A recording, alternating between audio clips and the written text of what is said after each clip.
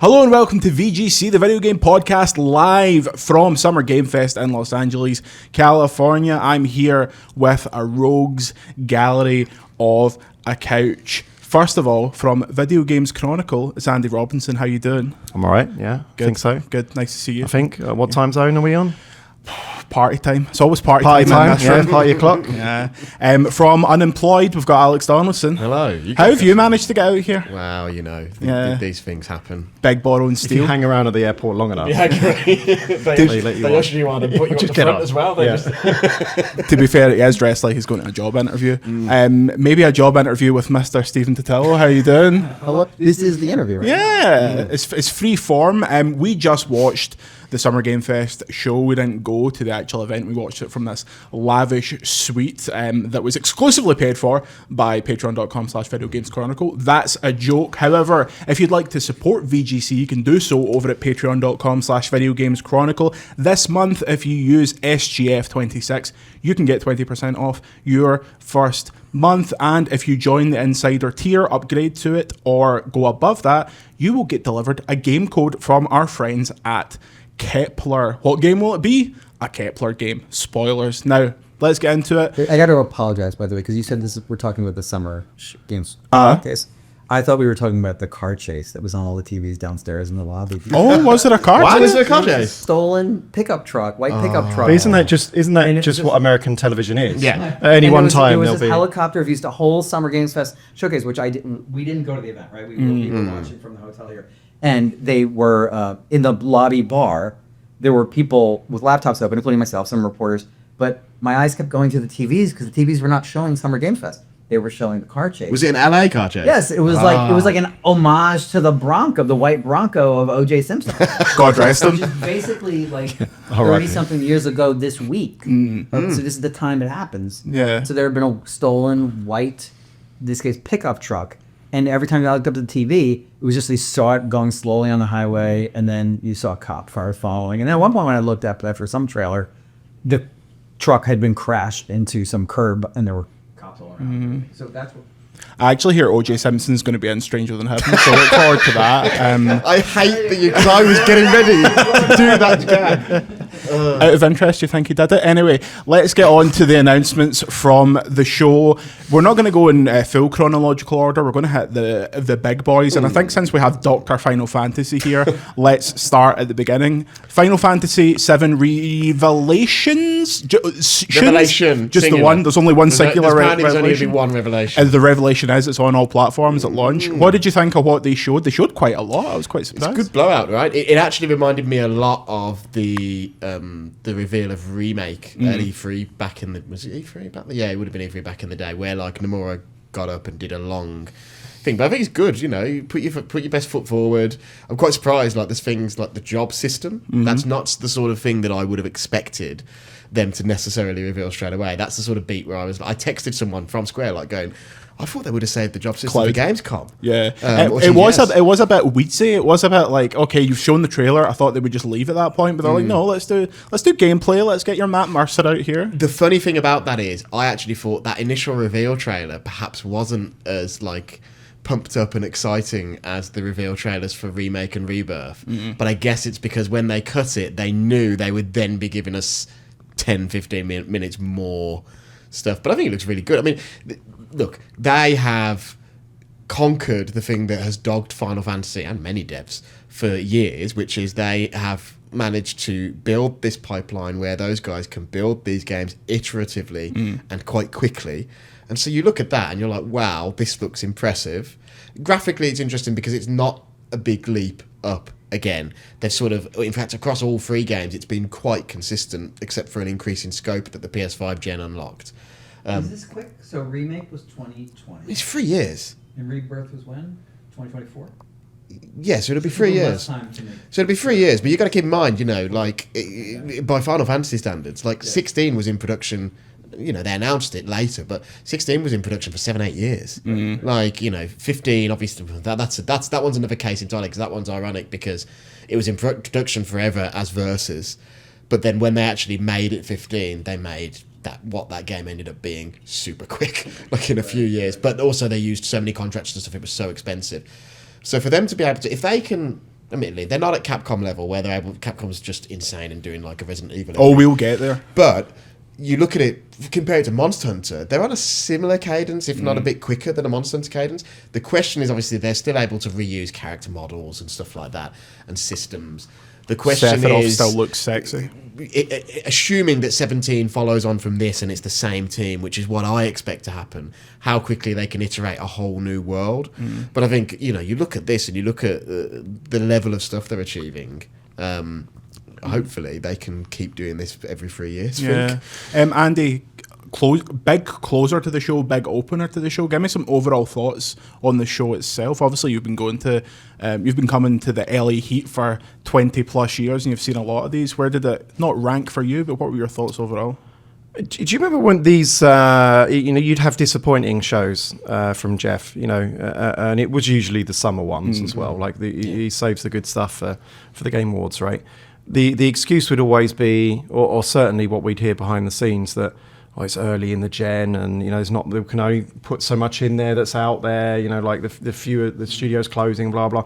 This felt like a show at towards the end of the gen, right, when everyone has their games, and it felt like there was a lot of stuff in there. It was a good variety. I thought it was quite well created. I think the last couple of shows he's done have been quite well created. A lot of my criticism of the lesser ones was that they became quite samey, right? Yeah. And again, it would always be the rationale would be there's only we can only use what's in the market and what's offered to us, etc. Right, it's a good point. The array of games seemed more diverse. And it wasn't just one like samurai game after another, or one like future robot killing. Souls-like fantasy Destiny thing. They felt different. Also, there was like a subplot to this one where there were quite a few projects that were actually very long in the making that we were finally seeing. We're seeing again. So you had Fumito Ueda, the lead creator of Ico and Shadow of the Colossus, The Last Guardian. That team's game, Gen Design's team, their game was announced a few years ago at a Game Awards, but nothing had been seen of it. Didn't have a proper title. Now it does, Gen Atlas, right? Yes. So we saw that. So that's a long arc thing that people have been waiting for. Patrice Désilets was on stage, the original creator of Assassin's Creed, to talk about 1666, which is a game that he'd been making for THQ back with the older THQ that existed before the God rest them. Nordic, right? And then he was even rehired by Ubisoft to work on that game. So this is like a decade ago, I think. And so somehow he's gotten the rights to it, and now it's out today. Yeah, there's a prologue out on Steam. You can just go and download it like straight away. So it was. From your perspective, Stephen, do you think that it struck the right balance of the big hitters and the smaller stuff that Jeff's shows are usually pretty good for showing off? We seem more in tune with the mix of what people play, right? So you had new updates around Among Us, for example, which are much more mass market, kind of game that people play.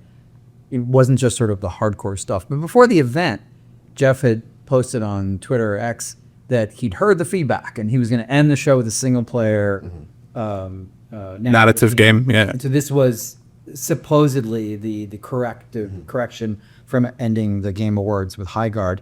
I think fundamentally the challenge is that the shows are so long. So it's there's only a certain subset of people who have an appetite for sitting in the relative early part of the day, although maybe not where you all hail from, it's not early, but for 2 hours. Mate, you want to try watching the Game Awards at 4 a.m. That's like hard mode. I mean, it's a funny thing because I'm trying to think back, like in the old E3 days, the conferences typically didn't run to 2 hours, did they? They tended to be about 90 minutes tops. I don't. Yeah, it's difficult to remember. Yeah, I guess they had to respect your time because you had to get to the next one. We've been watching a lot of them on Patreon recently, and it's usually about 90 minutes. Sony always took the piss. They have the thing like I miss about those, ones. and I bet this is something that Stephen picks up on as well, is that those press conferences always told a story. Yeah. Yes. Because each company would have a different message that they're trying to get out. Yeah. Right.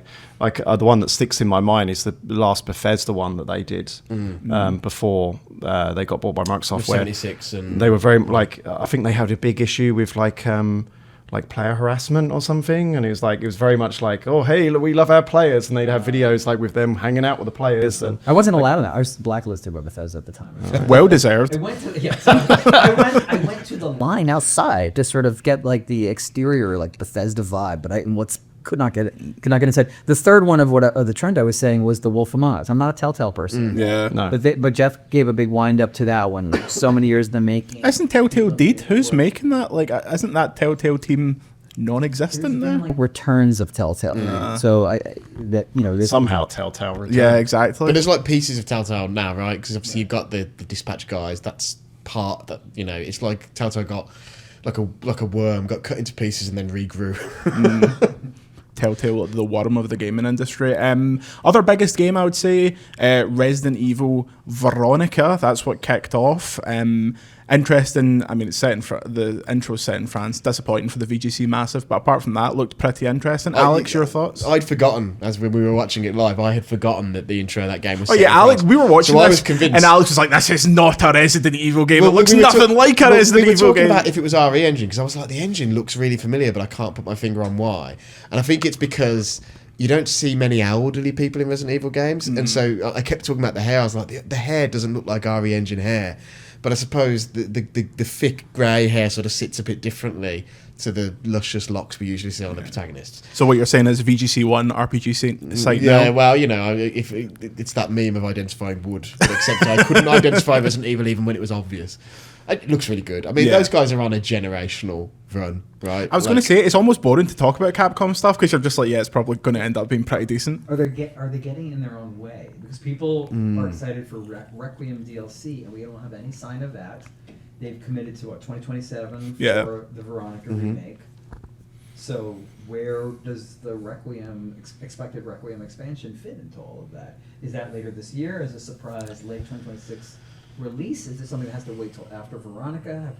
The remakes and the main release games have not really bumped into each other. No. Before, and it feels like it's happening. Well, they have a tick and tock team thing going on. I mean, what I would do is, if I were them, is I would have the Requiem DLC somehow be something that connects back in. Obviously, Requiem is way down the timeline, but you could still do something with Claire, for instance, and maybe you do that in that Resident Evil slot that usually falls at the start of the year in Q1 calendar. And then you put Veronica late in the year, so you've got 8-9 months between them. It's weird. I was quite surprised, though, for that reason that they chose to announce that. I was like, I wouldn't have been surprised to have seen that at the Game Awards, but I was slightly surprised to see that here. Even though there was so much scuttlebutt in the run-up, it seemed pretty clear. But I was sort of more... Monster Hunter was the one where I was like, that's nailed on. Yeah. But yeah, you're right. It's there can be too much of a good thing, and I think it speaks to, in my group chat of my school friends and stuff, people who play video games but they don't really consume all the news. They're not subscribed to any newsletters. They don't really visit any of their websites. Oh, come on now. I know a good newsletter you could subscribe to. It's called The Games Business. But one of those... Game Files. Yes, yes. But one of... with a Z. Release the game files. There was my news got picked up, my Jurassic Park news got picked up, and the Jurassic Park YouTuber who picked it up is like, yeah, it's this report from gamefiles.com. Oh, I hate that.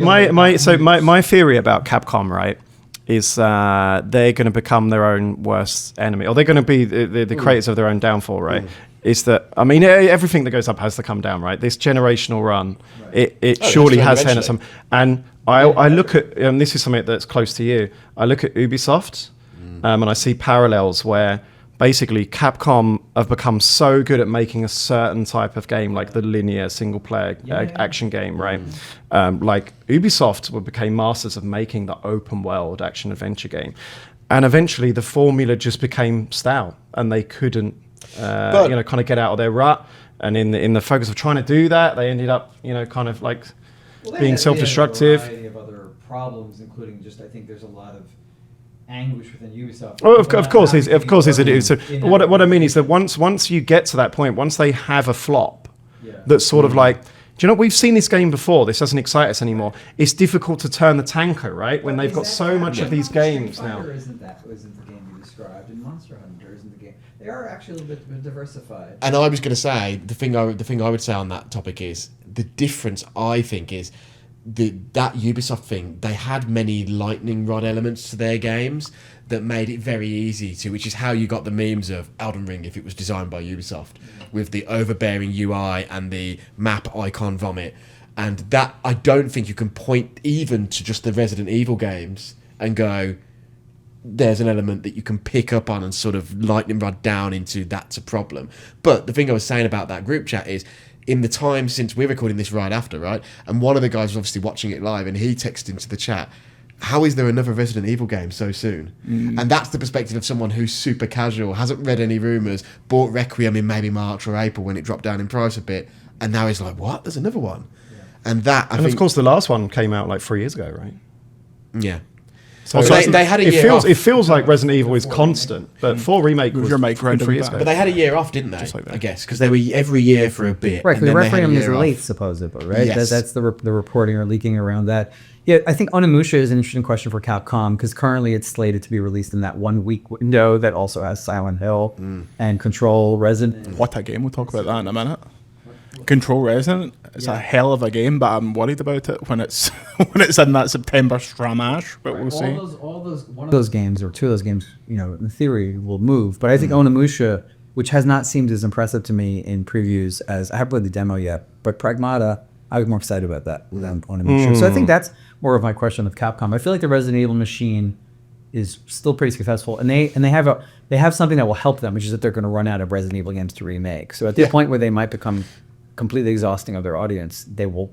Oh, I hadn't seen it that way. That's a good point. No, Maybe it is a positive that they have this visibility coming down the pipeline where they're going to have to mix it up somewhat. I spoke to one of unless those they guys. remake 2 again at that point. Well, I spoke. What a game! Get it remade. I spoke to one of those guys about that once before, and he was like, "Yeah, we envision it as we get a modern version of all of these games, and then when there's a modern version of all of these games, we have to rethink." One thing I will say about Capcom, the unsung hero a little bit, is also, Street Fighter has been hugely successful for them in terms of the retention. And is so much higher than it was for 4 and for 5. What's the feeling on the street? Street Fighter fans happy at the moment? The only comment the top comment on the Reddit thread was a guy saying he was going to shoot himself in the head. So I think basically the problem. Why did you post that? I'm actually quite excited, but it's the eternal problem with a series like Street Fighter, which is. They've chosen to do 3 completely original characters, which I think is really exciting. Keep adding to the Street Fighter pantheon.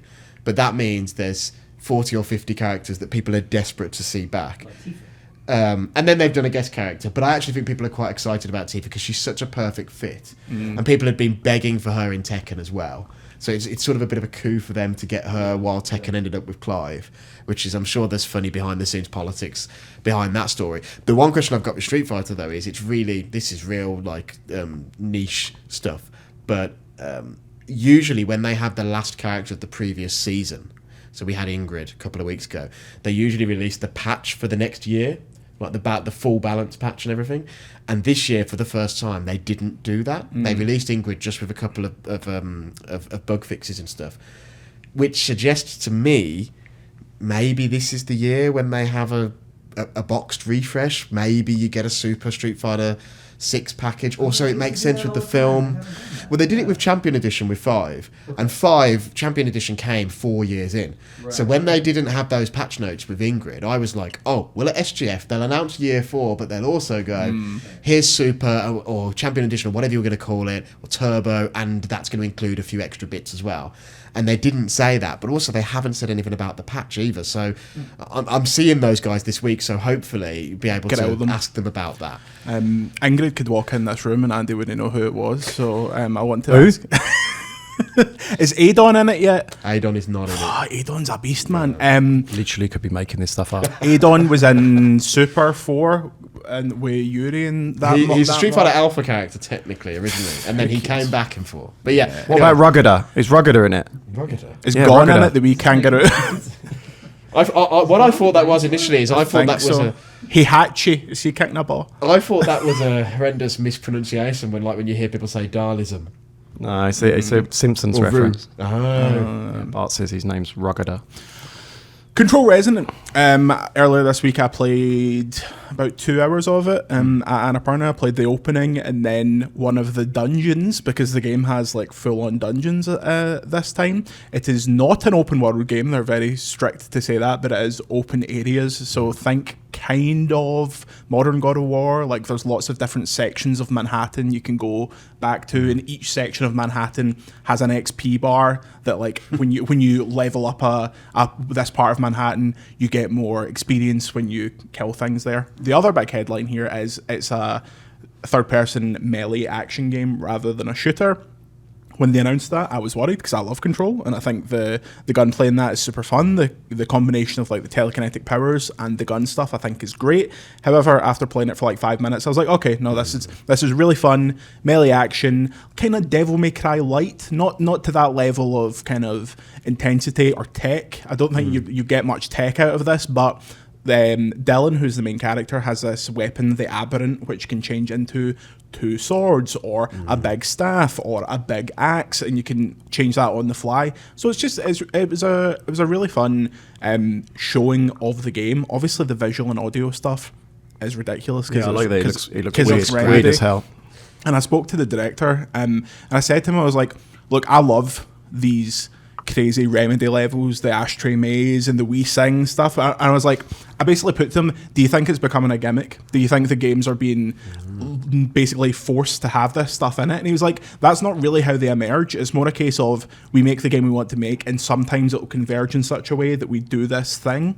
But they're not putting the Remedy level in just for the sake of it. And I was like, okay, that's interesting. They've definitely got their heads screwed on. I think the only thing in this game's way is its release date, but that might be a case of they just have to get it out at that point. But yeah, couldn't be more excited for that. I think any Control fans that were maybe a bit worried based on the change in genre, go and watch our gameplay. It's on the YouTube channel, and there's a big feature, a 20-minute chat between myself, the director, and the star, Sean Jury, and draw your own conclusions. But my conclusion, hell of a game. Good stuff. Other things at Summer Game Fest, Stephen, other things that piqued your interest? Are you a Clutch man? Are you a Star Wars Zero Squadron man? I'm optimistic that he's getting to do something different and his team will do something different. But I got to say, when I first saw the reveal of it earlier in the week and they were focused on how the most detailed car models ever. Oh, hell yeah. I'm chasing that. It's like polyphony. Yeah. I'm like, it's just that to me is not like crossover and excitement. I am going to mention the TMNT game so that I can plug gamefile.news, which is where I ran a big interview about Paramount Games and their new group. So this TMNT Last Ronin game made by Platinum, but what does it mean for games being made by Platinum? Because they've had such a revolving door that they've brought in a producer from Tekken to work on it. But you may remember there was already a Last Ronin game announced for TMNT just 2 years ago. Right. 3 years ago, that THQ Nordic was going to be making the Black Forest games. So that game is no more. This game exists. Paramount folks, that's now going to include, they're making TMNT games, Star Trek games, Last Airbender. They said they had big 4 franchises. What's which one? Star Trek? SpongeBob?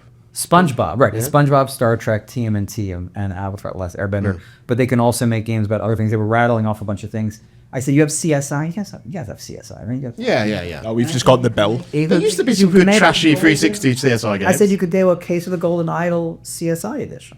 Yeah. Of that. I remember there was some good, good is a strong word, but there was some enjoyable 360 era CSI, adventure games. Yeah. Sounds like a good 1,000 gamer score. Yes. There. But the non-update for you guys is that Marvel 1943, which is being developed by an Amy Hennig-led team, Skydance now being part of Paramount Games Group. That was they announced in November of last year that it was going to be delayed beyond early 2026. And even with this whole new announcement of this games group, they don't have a new release date. So who knows when we're going to be playing that game. on there? What's that? What is going on? What was the last game Amy Hennig shipped? Well, remember how they announced a Star Wars game as well for her team? Oh yeah. So I asked about that. He's like, we're going to do one game at a time. They were like, what do you mean? We're going to do no games at a time. So that was 2020. The Star Wars one was announced either 2022 or 2023. It was a year after the Marvel one.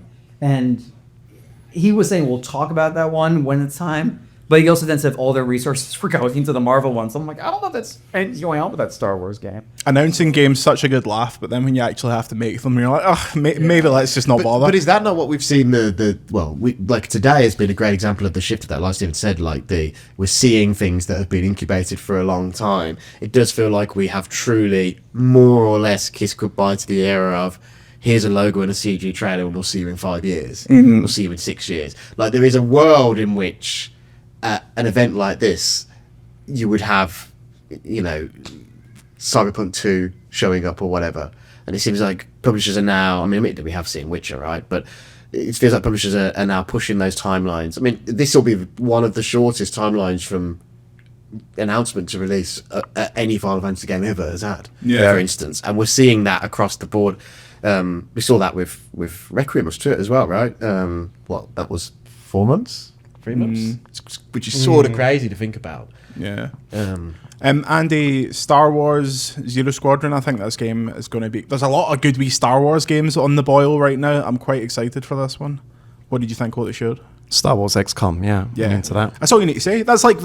I'll be honest, I didn't look up at that point. I was busy writing. They're doing a Star Wars XCOM. You're like, yeah. It's a funny I'm there. It was a funny trailer because it was sort of like, here's our Star Wars XCOM game, and this trailer is going to have 7 seconds of tactical footage because they do not want to face up to that to a broad audience. They do not want to face up to that to a broad audience, which is fair enough. But as someone who, just wished that Firaxis had just made XCOM 3 and that Jake had just stayed and done that instead of Midnight Suns. As much as I like Midnight Suns, I've fallen out of love with Star Wars a little bit, but that looks. Oh yeah, Star Wars is shite now, but like at least you can drag it back. What's that? Andor's good. Andor's good. So I'm completely cold turkey on Star Wars at this point. It broke my heart so badly that even like he loves Andor, he talks about it all the time. I've seen Andor, and I'm sure I would love it as well, but I just can't engage. I play the games, but that's about it. Andor is brilliant, but it's almost it's so good that it's almost not Star Wars in a weird way. That's the thing. It would piss me off because like I saw a clip of Mandalorian and Grogu and I loved the first season of that show and I'm like, what are we doing here, man? Like, what's the point?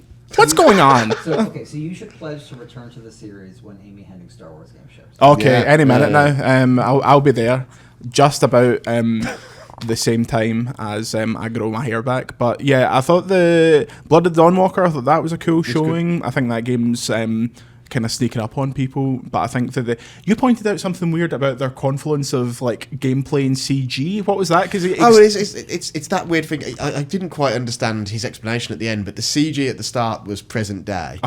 And then all the footage is obviously a medieval thing. And he was like, and he said something to the effect of the CG shows where this world is going, but the game is focused on this medieval world. And I was like, so like you're doing paying for this expensive lavish like CG that sort of shows where your game is leading. Yeah. And maybe that's where the second game goes. I don't know. Curious. But I like that idea of this character is going to live, throughout, and vampires in contemporary, is fun. I think competition for biggest bait of the show is Attack on Titan. Oh mate, or that Cyberpunk game that ended up being Wuthering Waves DLC. Looks good though, that Wuthering Waves DLC. So when they showed they referenced Attack on Titan, and then they showed the Titan emerging, and I went crazy. I was like that meme of Per Schneider and all his mates like going like that at E3 all those years ago, and then they showed that it's just the third Attack on Titan Omega Force game, and I was like, in that split second, my mind was racing. I was screamed, like, who got the Attack on Titan license? Who's making it? He screamed the word. He screamed the word. No. I'd be out that window if it was from Software Attack on Titan or we're Respawn's doing Attack on Titan. I'd be in that pool immediately, but alas, nothing works out for me, I suppose. But the other one that I want to talk about, because you said a dirty word that I hate about it, Shenmue, they showed a bit of Virtua Fighter, which I don't know what time it is, but they're maybe showing a hell of a lot more of it right now. Andy, what did you think? What did you think of that trailer?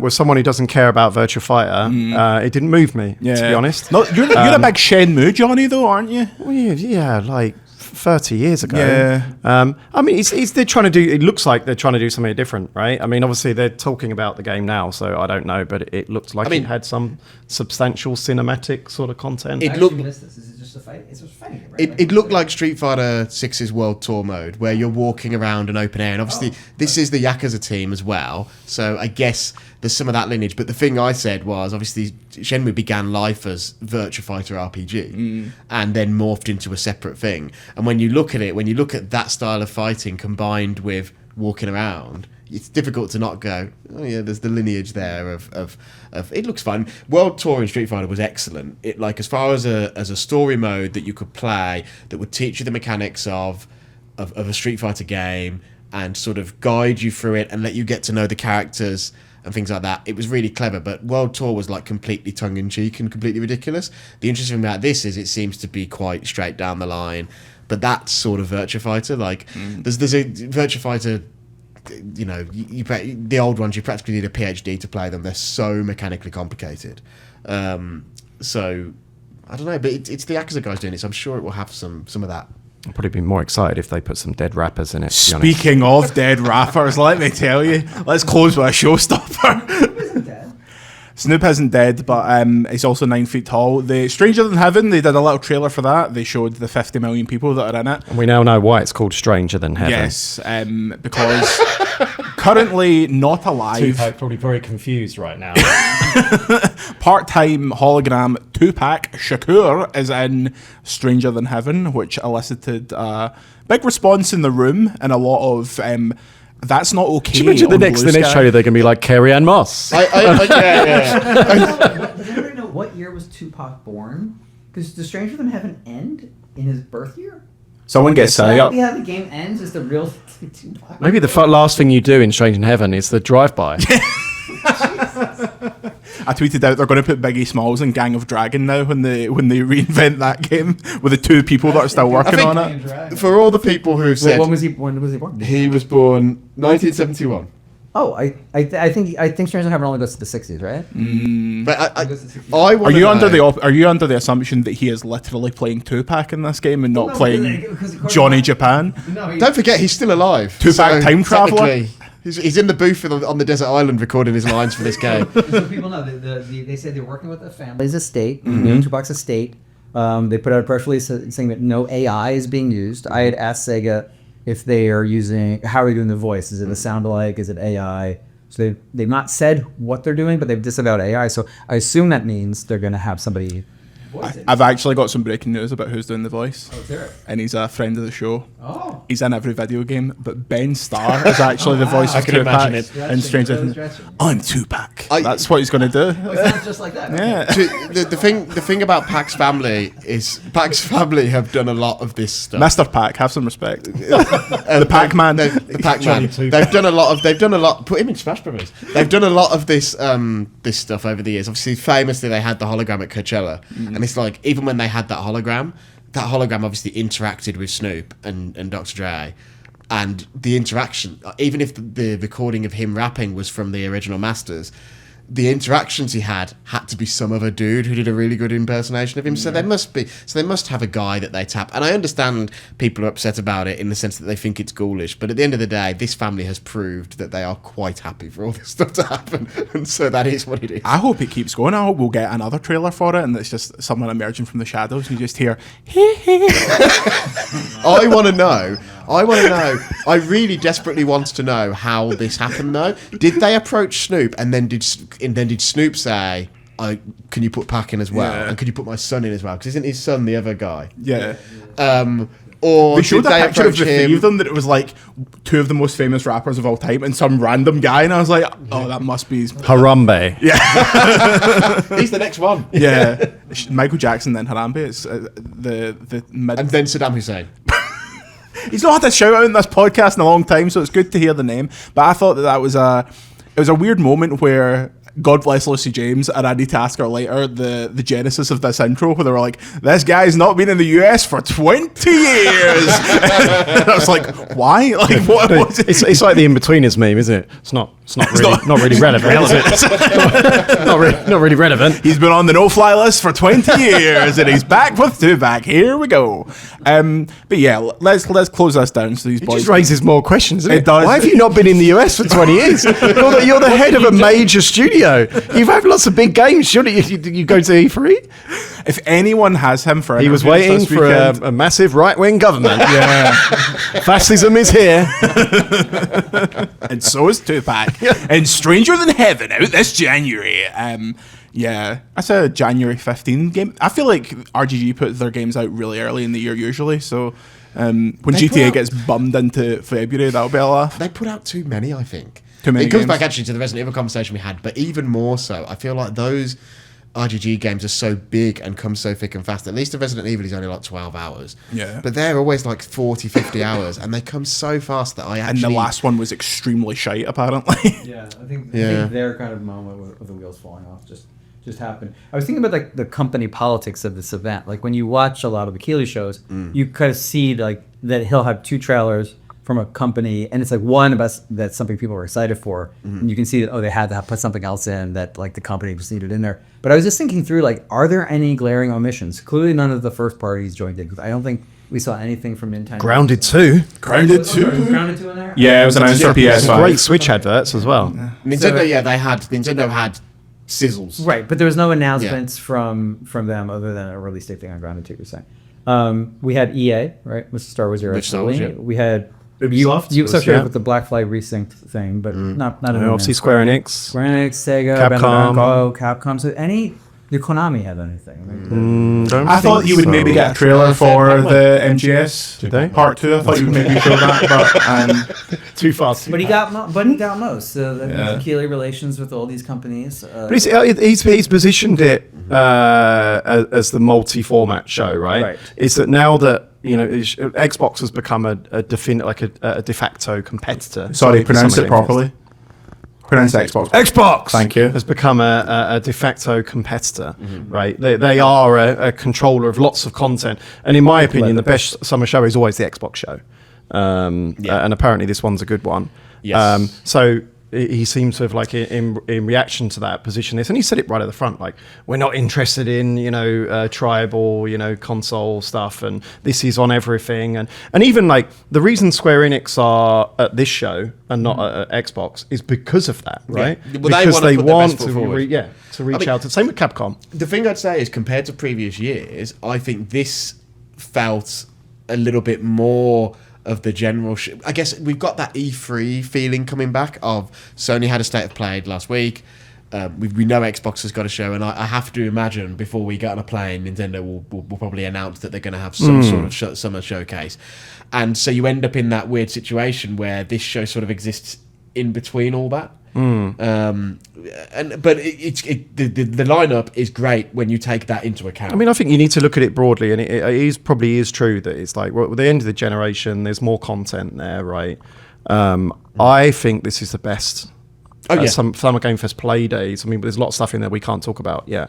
I think it's the best one since we've been going. But obviously, that's not as big a statement as you think, right? Because it was always a small event, and it's been growing. And this is what, year 4? 4, I think 2021. Yeah, the only one I didn't go Not to. counting Five. One. But it's strong. Yeah, I think overall I was pretty happy with it. I was racking my brains there. I thought there was something. Oh, new Stellar Blade. Oh, yes. Blood Rain. They've put clothes on it. Yeah, I know. The goons are not going to be happy about that. They've She's wearing a they've got coat. two of them. I'm not going to come back to this country for the 20 trailer years. did have a moment where she does a deep breath and sheds the coat, though. So And Donaldson was like that. I was doing the awooga. She's not really there, Alex. Donaldson's eyes like came out his skull. Like, No release date on that. Clearly, very early. Yeah. They did a little bit of like, oh, here's what it'll look like behind the back. Kind of, you're walking here. I'm walking here. That's what they talk like in Stellar Blade. But I think it's an interesting story. Obviously, that first one was with PlayStation. This time they're shedding. Between that and Final Fantasy 7-3, big L's for PlayStation across the board. So all 3 Xbox owners will be buzzing about being able to play Revelation. I'm going to go down to the the lobby and get them all up here, mate. Yeah, you should. I'll take them. Team-handed. You'll come up and I'll have that table as a shield like Captain America. Now that is Patreon content. But there'd be an AI thumbnail of like, how many Xbox fans can I take on? It'd be like you, like. It would be like Attack on Titan, a game that exists only in my dreams. Do Xbox fans hate me? Who can say? I can say, but I'd I mean, rather not. Xbox fans. So, Xbox fans do hate me, but Xbox fans don't. They love me. Very, very, very subtle. What's not subtle is the crashing end to this podcast. Give the show a VGC rating out of 5, please. The Jeff show. No, that's podcast. That's obviously a 5. No. Struggle to that. I guess 4. 4-star. The old Chris Scullion and Andy Robinson gives As Andy Robinson, I'm going to come at it from the RPG site perspective and say it's a good 3.5 for me. Some nice RPGs, but I'm hoping the rest of the week has How some can more Johnny role-playing RPG game. give 3.5 when your game was there? Yeah, but that's only one game. I'm hoping the rest of the I think the rest of the weekend will give me a 5 out of 5 Summer Games Fest for RPGs. But this was decent. I was happy to see Final Fantasy and Dawnwalker, and I'm very excited for Resi and Star Wars and stuff. So yeah, good show. Alex Donaldson? Strong 4 out of 5 from Yeah. me. I thought there was. It wasn't very. I don't think there were a lot of like super highs, but I thought it was consistently. Apart from strong. Attack on Titan, that was the highest of highs. I mean, it was well created. There was good variety of stuff. I think there was Bavma will return. You must be very excited. even the best shows usually they'll have the trough of The strange little bits. of stuff that's paid to be in there. But there was very little of that. Very like- anecdotal. There was only one segment where my group chat was like, "This is the lull." The rest of it felt like it was going at a good clip. It was snappy. Was it Crossfire? No, we didn't actually talk about that. What is going on with that game? So they got Yeah. all that talent, and they're like, "Here's our new IP," and it's like, "Oh, you've just done a Crossfire game." Yeah, I people thought that played the- it this week. Apparently, it's like really good and really hard. I was but going it to was say a that weird cover stuff situation. looks sick. Yeah. That cover stuff looks really cool. So hopefully that stands up as well as it looks. I would also give it a 4 out of 5. What was the what did your chat not like? Oh, I was doing stuff. There was just one moment where I saw the sentiment turn of like, what we were doing big games here. What's the quiet bit? There were a few bits where you obviously get those moments where the tentpole stuff is all the stuff that's introduced by Jeff or Lucy, and then you get those things where you get 2 or 3 trailers in a row Yeah. that have just obviously been paid. Just can you have Blood money. 90-second? Yeah. And so some of those blowed a bit, but I did think it was tremendously. One thing that is enormously to Jeff's credit is these things used to be like just catastrophically paced. I felt. Oh yeah, and you'd these be going days, off your Well, they're head. definitely like- they're way better than These they days used are to be, amazing, right? yeah. I mean, I used to sit downstairs and we'd write a review of these, right? Especially in the early days, and he had a lot of like justifiably was criticised for a lot of things, right, by being a little bit tone deaf, and there's all kinds of controversies around those early shows, right? And to his credit, he did react to them. Yeah. I will point out we didn't go to the show. True. And this is a show that he's selling tickets to. I think there's still a question of, is it a compelling enough event? I looked on Ticketmaster to see, and it seemed like it was almost all sold out. I saw a couple tickets available. So they do seem to have filled out the seats, unless Ticketmaster were the right place to look, because here's a different service.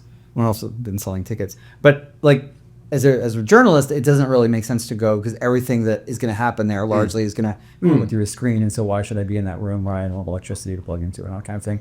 But I do wonder still. Also, it's a bit loud now that we're of a certain age. It's a bit noisy, these shows. Speak for yourself. But I still not sure how compelling it is as a live in-person show for the public to attend. You're doing it on a Friday afternoon in Los Angeles. When I would go there, I'd be like, why are you, if you're taking off work early to go there, it's like, it's still kind of an odd. Those people don't have jobs. Come on now. I like it because I think we are missing the live element from these things like pretty badly. 100%. I will forever miss the old E3 setup, admittedly, that was obviously industry only, or, you get fans, you get your Xbox Fan Fest people where they'd have 10 rows of those guys to make a lot of noise or whatever. But, I don't know, there was something. That's the one thing, as good as this is, for me personally, I don't think it will ever replace the magic of conference day. It used to be a Sunday where you'd wake up and you'd go to, where was it? Where there's the Sunday was Xbox. there's the garage with the giant Felix the cat outside, and you go down to where that university building that was near that garage, and you go into Xbox, then you come out of Xbox and get on a coach to take you to EA, and then you'd walk to Sony, and there was something magical about that, because you mentioned earlier about these conferences had a narrative, had a through line, but actually the thing that happened on those days, which doesn't happen here, is that progression of the conferences also had a through line. So there was the individual you'd have a narrative trend of each over an conference, industry trend, but yeah. a narrative of the E3 emerged, because it was always Microsoft. Everyone would have a certain type It was always of game Microsoft, EA, Ubisoft, Sony. That was the order, and then Nintendo would be the Tuesday morning. That was it, right? I just remember 10 years ago, the conversation around all the conferences would always be, wow, everything's so incredibly violent. Like, remember, like PS4 era, like the games just suddenly become ultra. I'm gonna sound violent with, like, extremely- execution moves and Lara Croft. Not anymore. There was no killing at all. No, but there was a bit of yeah, blood. No. Quite a bit of blood. It's just there's a ton of killing. Yeah. Well, yeah, but there wasn't Even the that. fishing game had guns. But there wasn't that. There's quite a bit of blood, but there wasn't that. I'm going to sound really wet when I say this, but I remember going. I remember being at that Sony conference with that first Last of Us demo. And I remember being two or one? No, one. And I remember feeling shocked and feeling a little bit low key repulsed, not by the game. I thought the content of the game was fine, but by the weirdly feverish, cultish. That's what it was reaction like in the then. room. That's what it was like then. Yeah. But it feels like you have less of that. You have less of guys getting their heads just blown clean off in these things. Right. That was always the weirdest part of E3, right? You go to a game demo, and they would have some brutal kill set up in the demo, and then so many people in the room, even like the journalists who were attending E3 would be in the room, all cheering for the guy getting his head blown up. And I'm like, this is what we were waiting for? I think this is a big moment. But the live thing is interesting because Keighley show is the only live thing that's happening this week in terms of stuff that people can watch, right? Yes. Everything else, I believe, is pre-recorded. Sony's was, Microsoft's was. Even the Keighley one, though, nobody's up there on stage actually playing games, right? I don't think that happens. Right? Mm-hmm. You guys miss that? Would you like that to be part of his thing? Not really. I think it slows There's things people down who way now too watch much. back old E3 press conferences Yeah, as part of our Patreon. it's Man, the dire. pace of those things. You can't get in the post TikTok world. You can't survive watching someone demoed like Just Dance. It was so seldom real as well, and then when it was real, you actually don't want it to break. If It messed breaks, it's up a like bummer. Uncharted 4 that one time. That Uncharted 4 cheap demo I thought was a good example of it, but it was quick. But if you had done that state of play the other day as a live thing and it was bookended by those two big gameplay segments, I think people would get pissed off. It's just not what people want to watch at the minute. And especially because God of War Loudly has a woman in it, which is an absolute gutter. I'm sure you can I have agree. to have a tangent here. What was the Ubisoft game that was like a Laser Quest game? Yeah, we watched it recently. Big fan of the Patreon here. Remember that? They came out and played Laser Quest on stage. Vaguely remember this. The Ubisoft ones, talking about live shows, they had the guy brought out his dog, right? The guy who was in Ghost Recon Breakpoint. He was the actor who played the Punisher. Oh, yeah, I know, John yeah. Badenfeld. Yeah. Ubisoft. That was the last E3, wasn't it? Was it 2019? Probably. I think that was last E3. That was was some when they real were magic fully in in the that throes of the "Please do not buy us, do not do the hostile takeover." That's Yves Guillemot, ladies and gentlemen. Now do the New York one again. Walk in here. I'm Yves Guillemot. Get out of the fucking road. No, Yves Guillemot is more like, hello, we are here for the Ubisoft press conference. That's So, what Yves Guillemot is. also, No, you got to finish it with Jim Ryan. Hello, we're here for the Ubisoft press conference. one thing, because you've done your New York accent that we haven't mentioned, that I feel like this keeps extending this podcast, but that Mafia DLC, $10. Yeah, Lovely. Did that game do well enough to get a DLC? It must have done. It must have done. But also, I like that the one thing I came out of that game and I was like, I'm quite surprised they did a prequel and they don't touch on any of the characters from the first Mafia in when they were young, and then that's what this DLC is doing. So Do you know why they did that? Because they were hoping that you would forget about it. Thank you, ladies and gentlemen. That'll do it for this review of Summer Game Fest's first night, 2026. The Jeff Show is done. We are done. We are going to the wind. But what you're doing is going to patreon.com/Video Games Chronicle SGF20 for 20% off your first month and get to the Insider tier for a Kepler game. While stocks last, I'm no made of game codes. All this weekend, we'll have more podcasts. Tomorrow night, we will have energy drink connoisseur Jeff Gersman, amongst other people, on this very couch. Impressions from the show, all that kind of muck. Stephen, please promote what you'd like to promote. Gamefile.news. Read it for free. You can pay to read even more. You cannot read it for free. You cannot. You have to pay. This is a payment economy. People can try it. They can do it. Oh, man. There's good stuff in there, either way. Alex, you think there's good stuff in there? yeah, I've been a subscriber. There's good stuff in there. Yeah. I'm also a subscriber. I got an email immediately before we started recording, so that credit card hasn't been cancelled yet. Until next time. Alex, do you have anything to promote? Yeah, visit RPG site. The guys are on the ground at the show. There's going to be some really nice coverage of some RPGs and RPGs adjacent stuff that's at this show. Some good chats. Just with devs, Dance. where we one advantage of being genre specific is we can go into these interviews and get into real nitty gritty mechanical stuff, which is fun. So yeah, there'll be some good content on RPGsite.net this week. Not necessarily from me, but there'll be good content. There'll be the content guys. from me. It won't necessarily be good, but it will be content. Thank you very much for watching. Once again, that's patreon.com/Video Games Chronicle. Until next time, say goodbye, Andy. Goodbye. Say goodbye, Alex. Goodbye. Say goodbye, Stephen. And we'll see you tomorrow. VGC is supported by Patreon. Check out patreon.com/Video Games Chronicle for more podcasts, ad-free browsing, and extra content. Thank you for your support.